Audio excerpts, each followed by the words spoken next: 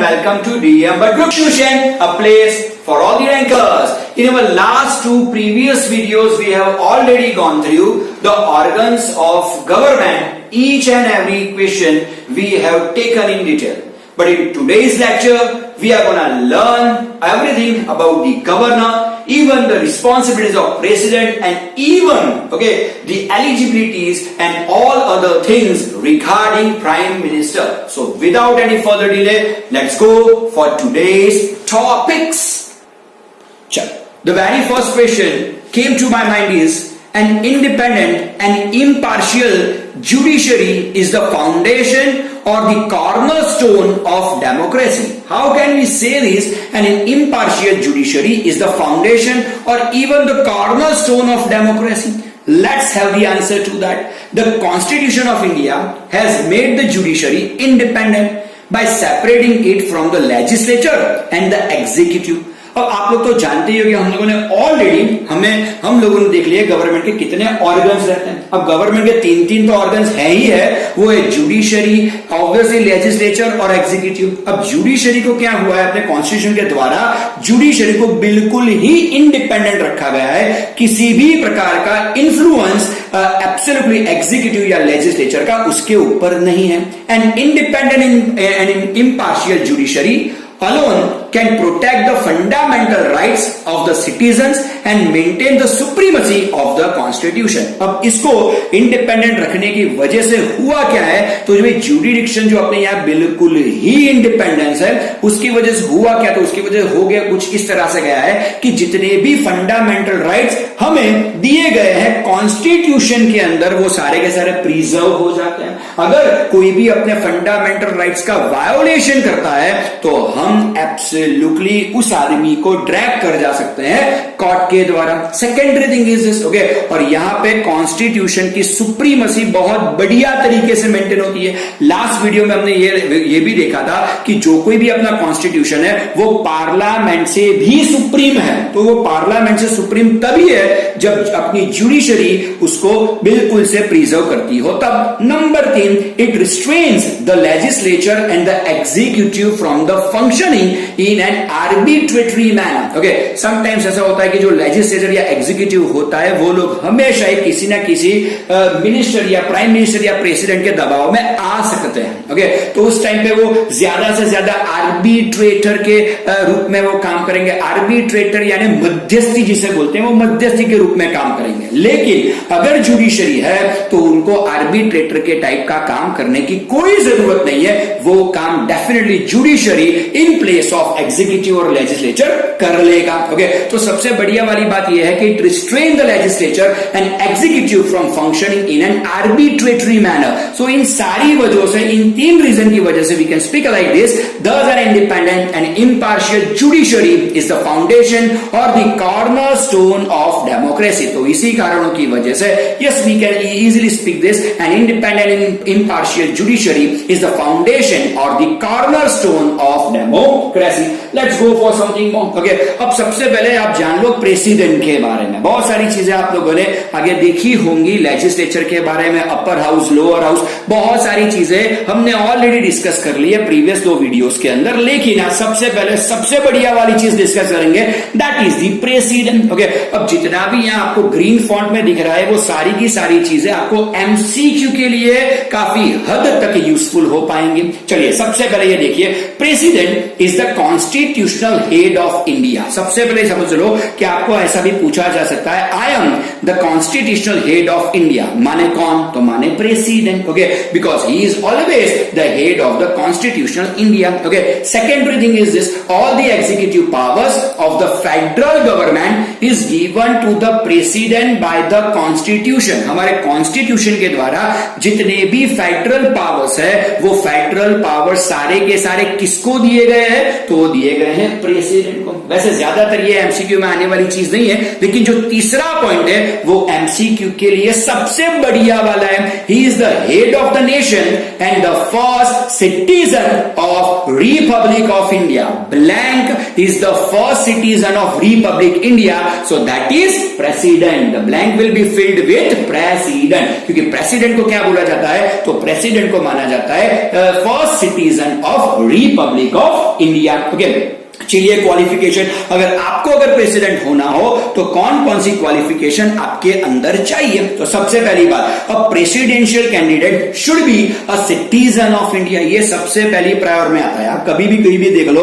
अगर high court का जज बन रहे हो या सुप्रीम कोर्ट का जज बनना चाहते हो या कैबिनेट मिनिस्टर बनना चाहते हो या लोकसभा में इलेक्ट होना चाहते हो या फिर विधानसभा में आप इलेक्ट होना चाहते हो, सबसे पहली बात यह है कि you must be the citizen of India. तो if you wish to be a governor, definitely you should be the citizen of India and should have the age of 35 years, और आपकी एज 35 years तक होनी चाहिए। Okay, आप लोगों को ये चीज भी मालूम ही होगा, ये एलिजिबिलिटी हम लोगों ने देख के रखी हुई है कि अगर आपको लोकसभा के इलेक्शन के लिए नॉमिनेट होना है या लोकसभा के इलेक्शन के कैंडिडेट होना है तो you must B 25 years of age। Okay, अगर विधानसभा में यानी कि लोकल लेजिस्लेटिव असेंबली में आपको इलेक्ट होना है तो you must B 30 years of age। Okay, लेकिन अगर आपको प्रेसिडेंट या गवर्नर, आगे जाके हम गवर्नर भी सीखने वाले हैं, तो अगर आपको या प्रेसिडेंट होना है या गवर्नर होना है तो आपकी एज तकरीबन कम से कम कितनी होनी चाहिए, 35 years होनी चाहिए। एमसीक्यू की बढ़िया मैटर है, आ सकेगा ये एमसीक्यू में। He should not be a salaried employee of the government और hold any office of profit. ये सबसे नई चीज आप लोग सीख रहे हो। He is not a salaried person और उनका कोई या ऑफिस ऑफ प्रॉफिट भी नहीं चलता। ओके, ऐसा हम बोल सकते हैं कि ही voluntarily gives his services to the country। okay, चलिए, he should not be a member of any of the houses of the parliament or state legislative assembly। ये चीज भी आप याद रखिएगा कि हाँ, ऐसा हम जरूर से बोल सकते हैं कि जो फर्स्ट अपनी जो भी सेशन रहता है वो स्टार्ट करवाने का काम कौन करते हैं, प्रेसिडेंट करते हैं। ओके, जॉइंट सेशन स्टार्ट करवाने का काम कौन करते हैं, प्रेसिडेंट करते हैं। लेकिन दोनों में से एक भी हाउस के वो मेंबर नहीं है, ना तो अपर हाउस के ना तो लोअर हाउस के। अपर हाउस माने राज्यसभा, लोअर हाउस माने लोकसभा, दोनों में से किसी के भी वो मेंबर रहते नहीं है। तो ये सारी की सारी चीजें आपको याद रखनी है, क्योंकि ये सारी की सारी चीजें एमसीक्यू में आ सकती है। या पीछे ऐसा कोई क्वेश्चन नहीं है टेक्स्ट के पीछे कि describe the qualification of the president. If the question was that तो I would have mentioned that question on the screen, लेकिन आपको अपने को ये सारी क्वालिफिकेशन भी याद रखनी जरूरी तो है ही है। ओके, चलिए, a president is elected for a term of 5 years। Okay, जिस तरह से लोकसभा की टर्म 5 years की होती है उसी तरह से प्रेसिडेंट भी 5 सालों के लिए ही एब्सोल्युटली इलेक्ट होते हैं। Okay, and he can contest the election after the completion of his term. Okay, अब जब भी वो टर्म में बने हो या प्रेसिडेंट के पद पर अगर वो नियुक्त हो तो उस टाइम पे वो इलेक्शन नहीं लड़ सकते। ओके, लेकिन जैसे उनका टेन्योर, जैसे उनकी टर्म खत्म होती है, अगर वो इलेक्शन लड़ना चाहे तो yes, he can go for the और he can contest for the election even but after the tenure. Okay, चलिए, when the president is in power neither, ये चीज आप ध्यान से गौर से फरमाइएगा इस चीज को, neither criminal case can be framed against him nor an order of arrest और इंप्रूवमेंट कैन बी इश्यूड। अब देखो, जब भी कोई प्रेसिडेंट अपने पद पे बना हुआ हो तो आप किसी भी प्रकार का क्रिमिनल केस उनके खिलाफ नहीं चला सकते। ओके, ना ही कोई ऑर्डर या अरेस्ट का ऑर्डर या इंप्रूवमेंट का ऑर्डर उनके ऊपर लागू कर सकते हैं। ओके, ये सारी चीजें उन पर लागू होगी, लेकिन कब, जब उनका 5 साल का टेन्योर या टर्म खत्म हो जाएगी उसके बाद आप केस चला सकते हो। जब वो पद पे बने हो तब उन पर कोई भी केस यानी कि कोई भी क्रिमिनल केस उनके ऊपर लागू नहीं होगा। ओके, ये सबसे बढ़िया वाली चीज है। ये चीज ट्रू और फॉल्स में आ सकती है। ओके, कि भाई प्रेसिडेंट पे कोई भी क्रिमिनल केस नहीं अप्लाई हो सकता जब वो पोस्ट पे बने हो। तो यार, दिस सेंटेंस इज ट्रू, आप नहीं कर सकते ऐसा, right, not even the arrest warrant. Okay, चलिए अब थोड़ा आगे और बढ़ते हैं। ओके, 3 मार्क के लिए ये क्वेश्चन आपको आ सकता है, the legislative and the administrative power of the president. अब प्रेसिडेंट जो कोई भी है उनके लेजिस्लेटिव कौन कौन से पावर है और उनके एडमिनिस्ट्रेटिव पावर कौन कौन से, इसके अलावा इमरजेंसी पावर भी है, ओके, लेकिन उसका क्वेश्चन हमने अलग से लिया है क्योंकि टेक्स्ट बुक में ये क्वेश्चन अलग से मेंशन किया हुआ है, तो हमने भी थोड़ा अलग से लिया है। तो सबसे पहले क्या सीखते हैं, तो सबसे पहले सीख लेते हैं उसके लेजिस्लेटिव और एडमिनिस्ट्रेटिव पावर प्रेसिडेंट के। तो चलिए देखते हैं one by one. The following functions and powers are assigned to the president by the constitution। यहां पे जितने भी पावर्स की हम डिस्कशन करेंगे या जितने भी उनके फंक्शन का हम डिस्कशन करेंगे, वो सारे के सारे पावर्स, सारे के सारे फंक्शंस उनमें वेस्ट किसने किए हैं, तो obviously they are vested by the constitution itself. Okay, चलिए सबसे पहला वाला लेते हैं। सबसे पहले एडमिनिस्ट्रेटिव पावर की बात करते हैं। He appoints the leader of the party who has gained majority in the general election as the prime minister। Okay, अब आप लोग जानते हो कि लास्ट ईयर ही अपना इलेक्शन हुआ था लोकसभा का। ओके, मोदी जी बहुमत से वो इलेक्शन जीते हुए हैं। ओके, तो मोदी जी क्या करेंगे, वो प्रेसिडेंट के पास जाएंगे, अपना बहुमत उनको दिखाएंगे और तब जाके प्रेसिडेंट उनको अपॉइंट करेंगे as a prime minister. Okay, तो ये सारी की सारी जो भी प्रोसीजर है, उस प्रोसीजर के जो सबसे ऊपरी अधिकारी बोले या उनके जो प्रिसाइडिंग ऑफिसर अगर हम बोले, तो वो कौन से बनते हैं, अभी अपने प्रेसिडेंट बनते हैं। तो उनके पास ये अथॉरिटी है कि जिस भी पार्टी के पास ज्यादा मेजोरिटी हो, उनके इलेक्टेड मेंबर को वो प्राइम मिनिस्टर की पोस्ट पे चुन सकते हैं। Okay, number 2, then with the consultation of the prime minister he appoints the other ministers of the cabinet. Okay, अब प्राइम मिनिस्टर एक बार अपॉइंट हो जाएंगे तो कैबिनेट मिनिस्ट्री में कौन कौन से लोग रहेंगे, ज्यादा इसका परामर्श वो किससे करते हैं, तो इसका परामर्श वो करते हैं प्राइम मिनिस्टर से। ओके, और उसके बाद पूरी कैबिनेट मिनिस्ट्री भी फॉर्म करने में उनका थोड़ा बहुत तो रोल रहता ही है। ओके, चलिए थोड़ा और आगे बढ़ते हैं। He administrates the oath and distributes the portfolios to the prime minister. Okay, अब आप लोग जानते ही हो कि जब भी कोई इलेक्ट हो जाएगा, जब भी मेंबर, तो उसको एक ओथ लेनी होती है, राइट। तो वो ओथ कौन दिलवाएगा, वो ओथ दिलवाएंगे प्रेसिडेंट। Okay, right. और दोबारा ऐसी बोल सकते हैं कि पोर्टफोलियो, जो भी उसे पोर्टफोलियो दी गया हो कैबिनेट मिनिस्ट्री में, तो वो पोर्टफोलियो देने का काम भी कौन करेंगे, प्रेसिडेंट। आप खुद ही ये चीज करेंगे। As long as the cabinet enjoys the support of the majority members of Lok Sabha, the president can not dissolve the cabinet. अब जब तक उनकी मेजोरिटी संसद में या पार्लियामेंट में या लोकसभा में बनी रहती है, वो कभी भी लोकसभा को डिसॉल्व नहीं कर सकते। आपका थोड़ा ज्ञान यहां पे मैं बढ़ाना चाहूंगा कि प्रेसिडेंट जो कोई भी है वो लोकसभा को डिसॉल्व कर सकते हैं if majority is not that. Okay, लेकिन कभी भी प्रेसिडेंट राज्यसभा को डिसॉल्व नहीं कर सकते। इसीलिए राज्यसभा को कौन सा हाउस बोला जाता है, परमानेंट हाउस उसे बोला जाता है। ओके, वैसे भी लोकसभा तो 5 साल के बाद डिसॉल्व हो ही जाएगा क्योंकि हर 5 साल में इंडिया में इलेक्शन होते ही होते हैं। ओके, चलिए, president is the head of the defence forces of the country. ये चीज आपको मालूम नहीं होगी। ओके, बहुत कम लोग ये जानते हैं कि अपने डिफेंस के जो सबसे ऊपर वाला ऑफिसर बोले या उसका हेड अगर बोला जाए तो वो प्रेसिडेंट है। Okay, yes yes yes, president is the head of the defence forces of the country. Okay,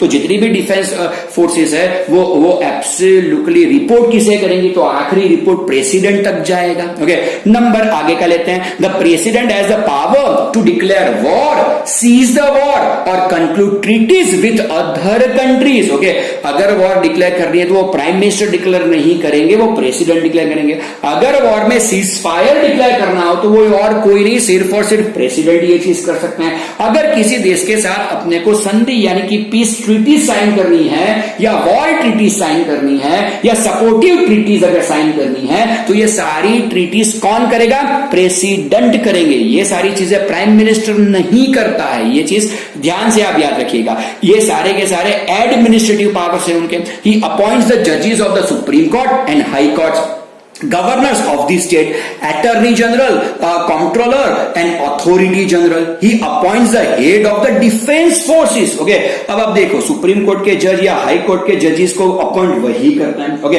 governors को भी अपॉइंट वही करते हैं, अटॉर्नी जनरल को अपॉइंट वही करते हैं, डिफेंस के हेड को भी अपॉइंट वही करते हैं। ओके, तो जितने भी एडमिनिस्ट्रेटिव यानी बड़े वाले जो एडमिनिस्ट्रेशन है, वो सभी के सभी अगर कोई परफॉर्म करता है तो सिर्फ और सिर्फ प्रेसिडेंट परफॉर्म करते हैं। He appoints the chairman of the Union Public Service Commission and ambassadors to various nations. Okay, बहुत सारे देशों की यहाँ एक एम्बेसी रहती है, आप लोगों ने बहुत बार फिल्मों में देखा होगा, एम्बेसी होती है, राइट। तो एम्बेसी में कौन सा आदमी अपॉइंट होगा, क्या इंडियन आदमी कौन सा अपॉइंट होगा, या फॉरेन से जो भी हो, जिसकी भी एम्बेसी हो, पाकिस्तान की एम्बेसी भी यहाँ पे है। ओके, हर कंट्री की एम्बेसी इंडिया में है, जिसके साथ हमारे अच्छे संबंध है, अच्छे ताल्लुकात है, उन सभी की एम्बेसीज यहाँ पे हैं। तो वो एम्बेसीज में कौन कौन से लोग अपॉइंट हो गए, वो देखने का काम भी कौन करते हैं, प्रेसिडेंट सर ही करते हैं। ओके, अब देखो वो तो एडमिनिस्ट्रेटिव पावर था, अब थोड़ा लेजिस्लेटिव पावर देख लेते हैं। ओके, चलिए सबसे पहले वाली बात, he summons the sessions of both the houses of Parliament and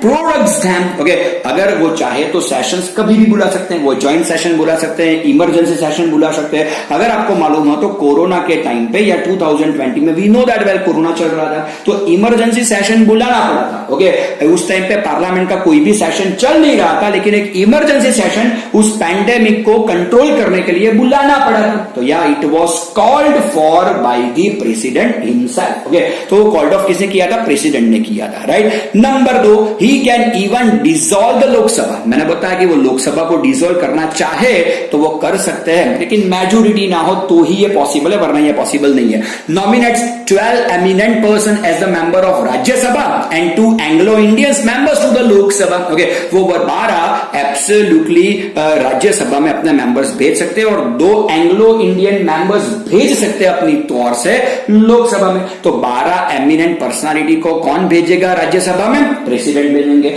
2 Anglo Indians को लोकसभा में कौन भेजेगा, एब्सोल्युटली प्रेसिडेंट भेजेंगे। Okay, gives consent to the bills passed by the parliament. Okay, parliament ने जितने भी बिल पास किए, हमने प्रीवियस वीडियो में ही देखा how a bill is passed.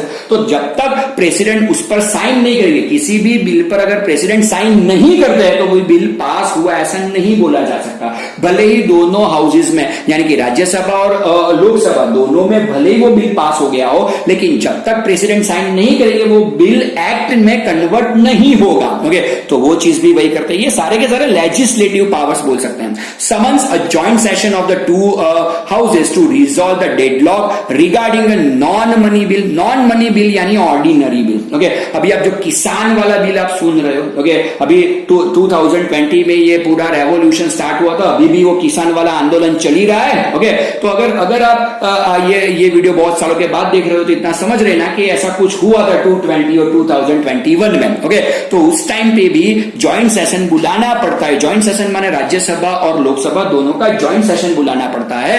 तो एब्सोल्युटली वो नॉन मनी बिल है, उसमें कोई मॉनेटरी क्लॉजेस नहीं है। ओके, तो उस टाइम पे वो ज्वाइंट सेशन बुला सकते हैं। तो अगर प्रेसिडेंट चाहेंगे तो ऐसा ज्वाइंट सेशन अभी के नजदीक के फ्यूचर में वो चाहे तो बुला सकेंगे। ओके, चलिए, issues ordinances when parliament is not in session. Okay, कोई भी ऑर्डिनेंस, अगर कोई ऐसी बात है कि देश के लिए बहुत जल्द से उसकी जरूरत हो, इमरजेंसी में उसकी जरूरत हो, तो भले ही पार्लियामेंट का सेशन ना चल रहा हो, वो एक ऑर्डिनेंस पास कर सकते हैं। ओके, चलिए थोड़ा और अपना ज्ञान बना देते हैं। वैसे 3 सेशंस रहते हैं, आप लोग जानते ही हो। ओके, सबसे पहले बजट वाला सेशन जो 28 फरवरी को होता है, उसके बाद में आएगा भाई एब्सोल्युटली मॉनसून सेशन आएगा, वो जून महीने में तकरीबन रहता है, और उसके बाद में विंटर सेशन आएगा जो अक्टूबर और नवंबर मंथ में रहता है। ओके, तो चलिए थोड़ा और आगे बढ़ते हैं। Right the emergency powers of the president of India. अब सबसे पहले ऊपर वाले क्वेश्चन में हमने 2 चीजें देख ली है। सबसे पहले उनका एडमिनिस्ट्रेटिव पावर देख लिया, उसके बाद उनका लेजिस्लेचर पावर हमने देख लिया है। अब हम क्या देखेंगे,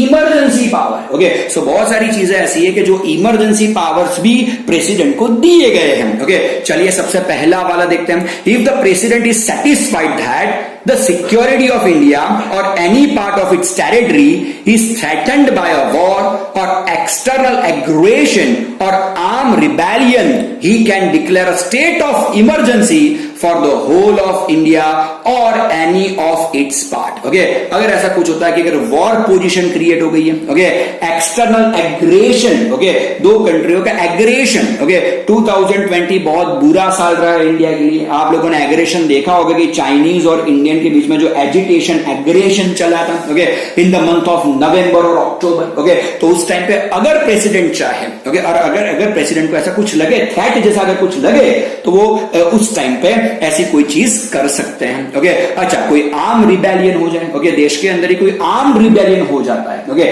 जिसमें आर्म्स और एम्यूनेशन इंक्लूड हो, तो उस टाइम पे वो इमरजेंसी डिक्लेयर कर सकते हैं। लेकिन अभी तक इंडिया में ऐसा कुछ हुआ नहीं है, सिर्फ और सिर्फ एक बार ही ऐसा हुआ है 26/11, ओके, जो कसाब ने मुंबई पे हमला किया था उसके और उसकी टीममेट्स हैं, तो उस टाइम पे स्टेट ऑफ इमरजेंसी डिक्लेयर की गई थी। ओके, तो एब्सोल्युटली ऐसा हुआ इंडिया में, लेकिन एक ही बार हुआ है 26/11 का जब हुआ था अपने देश पर अटैक, तो उस टाइम पे ये चीज हुई थी। ओके, चलिए थोड़ा और आगे बढ़ते हैं। The declaration of emergency can not be challenge in court. अगर वो इमरजेंसी लाते हैं तो उसको कोर्ट में चैलेंज नहीं किया जा सकता। इतना हमेशा याद रखिएगा, जब भी कभी इमरजेंसी आती है तो वो कॉन्स्टिट्यूशनल राइट्स पर अटैक करती है।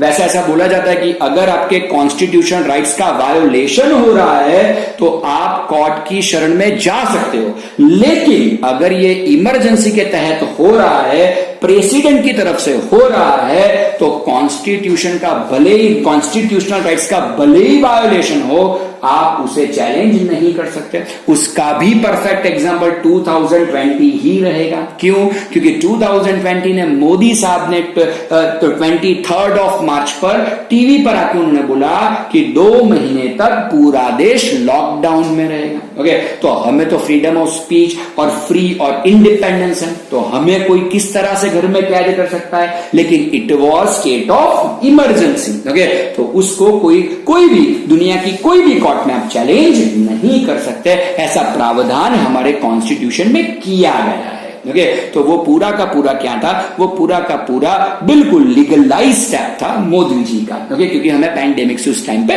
लड़ना था। ओके, तो उस टाइम पे उसे चैलेंज नहीं कर सकते, भले ही वो आपके कॉन्स्टिट्यूशनल राइट्स का वायोलेशन ही क्यों ना करता हो। ओके, चलिए, based on the report of the governor the president can declare constitutional emergency in the state. Okay, state पे भी कॉन्स्टिट्यूशनल इमरजेंसी आ सकती है, लेकिन वो इमरजेंसी तभी आ सकती है कि जब गवर्नर आपको बोले। ओके, अगर गवर्नर को ऐसा कुछ लगता है, क्योंकि गवर्नर हर एक स्टेट का कोई ना कोई गवर्नर जरूर से रहता है, अगर गवर्नर को लगता है कि भाई यहां पे इमरजेंसी, इस स्टेट में इमरजेंसी डालने की जरूरत है, तभी ये आ सकता है। Without the recommendation of government president can not do this. Okay, 2020 उसका भी बढ़िया एग्जांपल है। वेस्ट बंगाल में यूनियन गवर्नमेंट यानी मोदी जी की गवर्नमेंट और वेस्ट बंगाल गवर्नमेंट यानी कि ममता बनर्जी की गवर्नमेंट, उनके बीच में बहुत सारे कॉन्फ्लिक्ट्स हो रहे थे, राइट? वो बहुत सारे मुद्दों पे कॉन्फ्लिक्ट पे थे। ओके, बड़े वहां पे बहुत सारी दिक्कतें आई, लेकिन गवर्नर ने रेकमेंड प्रेसिडेंट को नहीं किया कि आप यहां पे इमरजेंसी लाओ। ओके, तो भले ही वहां पे कुछ महीनों तक बड़ा ही टेंशन वाला माहौल बना रहा, लेकिन फिर भी उस टाइम पे वहां पे इमरजेंसी नहीं आई थी। क्यों नहीं आई थी? बिकॉज गवर्नर ने रेकमेंड नहीं किया था प्रेसिडेंट को। अगर उस टाइम पे वेस्ट बंगाल के गवर्नर ने रेकमेंडेशन दे दिया होता प्रेसिडेंट को, तो वहां पे इमरजेंसी लागू हो जाती, लेकिन हो ना पाई क्योंकि गवर्नर ने ऐसा नहीं किया था। चलिए एक और पॉइंट देख लेते हैं। He can establish president rule by dissolving the state cabinet ministry. Okay, अब स्टेट कैबिनेट मिनिस्ट्री को डिसॉल्व कर देंगे। ओके, अगर वेस्ट बंगाल में गवर्नर ने बोला होता कि यहां पे इमरजेंसी की जरूरत है, तो वो लोग क्या करते? तो जो स्टेट कैबिनेट मिनिस्ट्री है यानी विधानसभा है, उसको बर्खास्त कर देते और वहां पे वो क्या ला देते? प्रेसिडेंट रूल ला देते। इंडिया में ये चीज कई बार हुई है, तो ये कोई नई बात इंडिया के लिए तो बिल्कुल नहीं है। ओके, चलिए और थोड़ा चलते हैं। अभी भी इमरजेंसी में उनके कौन कौन से प्रावधान है तो वो भी देख लेते हैं। In case of financial emergency the president can reduce salaries of the government officials including जजेस of the Supreme Court and the High Court. Okay, वैसे देखा जाए तो सुप्रीम कोर्ट और हाई कोर्ट के जजेस की जो भी salary at the time of emergency, if the president feels like that, so he can reduce the salaries even the judges of Supreme Court as well as the High Courts। और जितने भी government के officers हैं उनकी salary भी अगर president चाहे तो कभी भी रिड्यूस कर सकते हो। ओके, लेकिन कब? जब फाइनेंशियल या फिनेंशियल टाइप ऑफ कोई इमरजेंसी देश पर आ पड़ी हो, तब he can issue directives regarding financial discipline the state government. Okay, तो फिनेंशियल डिसिप्लिन किस तरह से मेंटेन करना चाहिए, अगर कोई स्टेट फिनेंशियल डिसिप्लिन को अच्छी तरह मेंटेन नहीं कर रहा है तो उस स्टेट के लिए वो डायरेक्टिव प्रिंसिपल्स भी ऐड कर सकते हैं। सही है कि नहीं है? तो ये सारे के सारे उनके इमरजेंसी के पावर्स। तो हमने देखा कि प्रेसिडेंट को किस तरह से नियुक्त किया जाता है, कौन कौन सी उनकी एलिजिबिलिटी है जिनके द्वारा प्रेसिडेंट को नियुक्त कर सकते हो। ओके, उनके कौन कौन से एडमिनिस्ट्रेटिव पावर्स है, ओके, और उनके कौन कौन से लेजिस्लेटिव पावर्स है, और उनके कौन कौन से इमरजेंसी पावर्स है, वो सारी की सारी चीजें हमने इस वीडियो में देख तो ली है। लेकिन इस वीडियो का अंत करने से पहले थोड़ा बहुत वाइस प्रेसिडेंट के बारे में भी जान लेते हैं। ये वाइस प्रेसिडेंट कोई शॉर्ट नोट या कोई क्वेश्चन में नहीं आएगा, अगर आएगा तो सिर्फ और सिर्फ एमसीक्यू में आएगा। So that's why all the letters here are green font. Okay, चलो, in the absence of the president the vice president performs the function of the president. True या फॉल्स में आ सकता है, तो yes this statement is true. अगर president नहीं है तो उसकी जगह पे वाइस प्रेसिडेंट परफॉर्म कर सकते हैं, no issue with this. Number 2, the vice presidential election is carried out by the members of both the houses of the parliament. Absolutely. Okay, number 3, the term period of the vice president of 5 years। Okay, उनका term भी 5 years का ही रहता है जिस तरह से president का रहता है। ओके, ये भी शायद एमसीक्यू या ट्रू फॉल्स में आ सकता है। The vice president is the chairman of the Rajya Sabha. ये बढ़िया सी बात है, ओके, कि वाइस प्रेसिडेंट जो कोई भी है वो चेयरपर्सन है किसका? राज्यसभा का। ओके, ये MCQ as well as true false दोनों में आ सकता है। The president submits his resignation to the vice president. Okay, ऐसा किस्सा भी इंडिया में हुआ है। ओके, हमारे सबसे बढ़िया वाले president doctor APJ Abdul Kalam ने रेजिग्नेशन दिया था पोस्टर से, राइट? तो जब भी उन्होंने रेजिग्नेशन दिया था तो उस टाइम पे उन्होंने अपना रेजिग्नेशन किसको दिया होगा?